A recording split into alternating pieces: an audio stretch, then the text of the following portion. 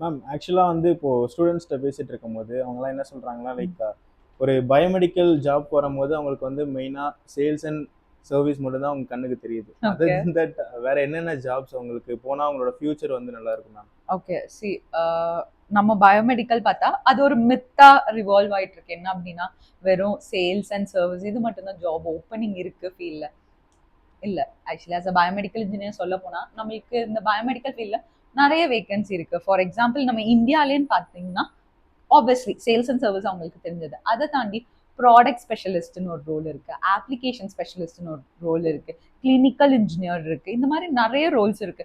Even நீங்க பார்த்தீங்கன்னா QA இருக்கு, RA இருக்கு.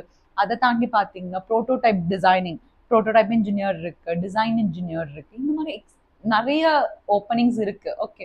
ஸோ ஸ்டூடெண்ட்ஸ் வந்து அத எப்போ லைக் எக்ஸ்ப்ளோர் பண்ற ஆரம்பிக்கிறாங்களோ, அப்ப டெஃபினெட்லி அவங்களுக்கு ஐடியா வரும். ஓகே, பயோமெடிக்கல் அப்படிங்கிறது சேல்ஸ் அண்ட் சர்வீஸ்க்குள்ள நம்ம கன்க்ளூட் பண்ணக்கூடிய ஏரியா இல்ல. அது ரொம்ப வைடான ஏரியா அப்படிங்கிறது. Okay okay ma'am.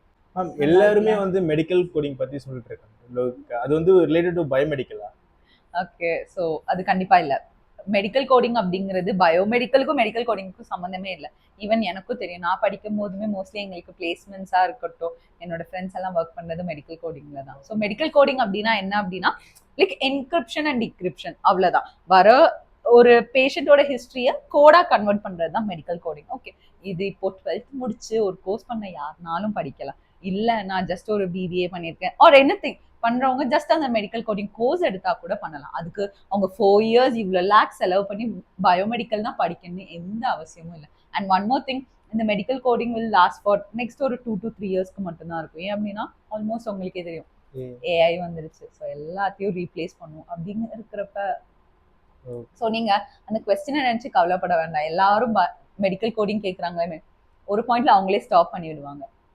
So then வந்து லைக் இப்போ ஸ்டூடெண்ட்ஸ் எல்லாருமே வந்து ஒரு கிராஜுவேஷன் முடிச்சதுக்கப்புறம் அது 3 or 6 மந்த் வந்து ஒரு ரெஸ்ட் எடுத்துட்டு தென் ஓகே. நெக்ஸ்ட் 6 மந்த்துக்கு அப்புறம் ஜாப் வந்து நம்ம ட்ரை ஓகே. பண்ணலாம் அப்படிங்கிற ஒரு மைண்ட் செட்டில் தான் இப்போ உள்ள ஜென்ரேஷன் இருக்காங்க. ஓகே. ஸோ அந்த ஒரு கேப் வந்து அவங்களோட ஃபியூச்சர் எப்படி அஃபெக்ட் பண்ணும்? டெஃபினட்டா அஃபெக்ட் ஆகும். ஃபார் எக்ஸாம்பிள் வெங்கட், இப்போ நானும் நீயும் இருக்கோம். ஓகே. நீ என்ன பண்ற அப்படின்னா, உன் கெரியர் ஐ மீன் லைக் உன்னோட இது முடிஞ்ச உடனே, காலேஜ் முடிஞ்ச உடனே நீ ஜாப்க்கு ஜாயின் பண்ணிருக்க. நான் என்ன பண்றேன், ஒரு 6 மந்த் பிரேக் எடுத்து நான் ஜாயின் பண்றேன். ஃபர்ஸ்ட் ஆஃப் ஆல் அந்த 6 மந்த் அப்படிங்கிறது யூஸ்வலி எல்லா கம்பெனியும் ப்ரொபேஷன் பீரியடா இருக்கும், இன்க்ரிமெண்டா இருக்கும், நிறைய ப்ராசஸ் இருக்கு. ஈவன் இப்போ எங்க பாத்துக்கிட்டாலுமே ஆஃப்டர் 6 மந்த் வந்து ஒரு இன்க்ரிமெண்ட் இருக்கும். ஸோ இப்போ நான் ஒரு கம்பெனில ஃப்ரெஷரா வரப்ப, சேம் நானும் நீயும் ஒரே காலேஜ்ல படிச்சவங்க, பட் நீ என்னோட ஹையர் போஸ்டிங்ல இருப்ப, ஹையர் இதுல இருப்ப.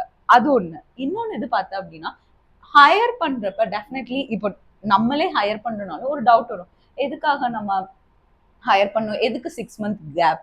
இப்போ ஒருவேளை 6 மந்த் கேப் வந்து வேலிடான கேப், ஃபார் எக்ஸாம்பிள் மெடிக்கல் ரீசன்னால அவங்க 6 மந்த் பிரேக் எடுத்திருக்காங்கன்னா அக்செப்டபிள், ஓகே அப்படிங்கலாம். பட் சும்மா ஐ மீன் நீங்க சொல்ற மாதிரி ரெஸ்ட் எடுக்கணும்னு எடுக்கிறவங்களுக்கு வந்து டெஃபினட்டா அதுக்கான ஃபியூச்சர்ல வந்து டெஃபினெட்லி அவங்களுக்கு அஃபெக்ட் ஆகும். அது ஏன் அப்படின்னா ஒவ்வொரு கம்பெனிலையும் டெஃபினட்டா கேட்கறது தானே, எதுக்கு 6 மந்த் கேப்?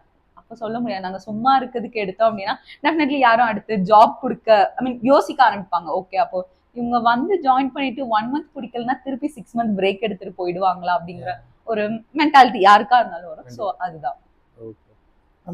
தென் ஸ்டூடெண்ட்ஸ் எல்லாருமே வந்து இப்போ ஒரு ம். ஜாப் போகணுங்கிற அந்த ஒரு ப்ரெஷரில் ஜாப் சில பேருக்கு கிடைக்காது. ம். ஸோ அதனால வந்து அவங்களுக்கு ஒரு 6 மந்த் ஒரு ஹாஸ்பிட்டலோ இல்லை ஒரு வேற ஒரு கம்பெனிலையோ வந்து ஸ்டைஃபண்ட் இல்லாமல் போய் ஒர்க் பண்ணுறாங்க. So okay. ஃபார் அது எதுக்குன்னு கேட்டால் ஒரு எக்ஸ்பீரியன்ஸ் கெயின் ம். பண்ணுறதுக்காக. பட் ஆனால் அந்த ஹாஸ்பிட்டல்ஸோ இல்லை கம்பெனிஸில் வந்து அவங்க ஃபுல்லாக கம்ப்ளீட்டாக அவங்களுக்கு சொல்லித் தராங்களா, ம். ம். ம். அது முடிச்சதுக்கப்புறம் அந்த அவங்களே வந்து அதை ஜாபாக கன்வெர்ட் பண்ணி கொடுக்குறாங்களா அப்படின்னு கேட்டால் அது இல்லை. ம். ஸோ அது வந்து ஸ்டூடெண்ட்ஸ் அது எப்படி? ஓகே. ஃபர்ஸ்ட் ஆஃப் ஆல் நம்ம இப்போ ஒர்க் பண்றோம் அப்படின்னா அதுக்கான பே நம்மளுக்கு வேணும். கரெக்ட்டா? இப்போ நான் 24/7 ஒர்க் பண்றேன். பட் எனக்கு பே பயங்கர கம்மியா இருக்குன்னா டெஃபினெட்லி என்ன மென்டலி, பிசிக்கலி என்ன டவுன் ஆக்கும். கரெக்ட். ஸோ இப்போ உள்ள ஸ்டூடெண்ட்ஸோட மென்டாலிட்டி அப்படிதான் இருக்கு. ஓகே, நான் 6 மந்த் வந்து ஃப்ரீயா நான் போய் ஹாஸ்பிட்டல்ல ஒர்க் பண்ணிக்கிறேன். அந்த 6 மந்த்ல நீங்க ஃப்ரீயா பண்றது நோ இஷ்யூஸ். பட் அதுல வந்து நீங்க ஒன்றும் கெயின் பண்றது இல்லை. கரெக்டா? ஸோ அதுக்கு நீங்க வேற ஏதாவது ஒரு கோர்ஸ் பண்றீங்க, பண்ணி அதுல நீங்க பிளேஸ் ஆகுறீங்க அப்படின்னா அந்த 6 மந்த்ல டெஃபினெட்லி ஒரு 2 மந்த்ஸ் 30,000 சேலரி இருந்தாலும் 60,000 ஆயிடுச்சு. That's it.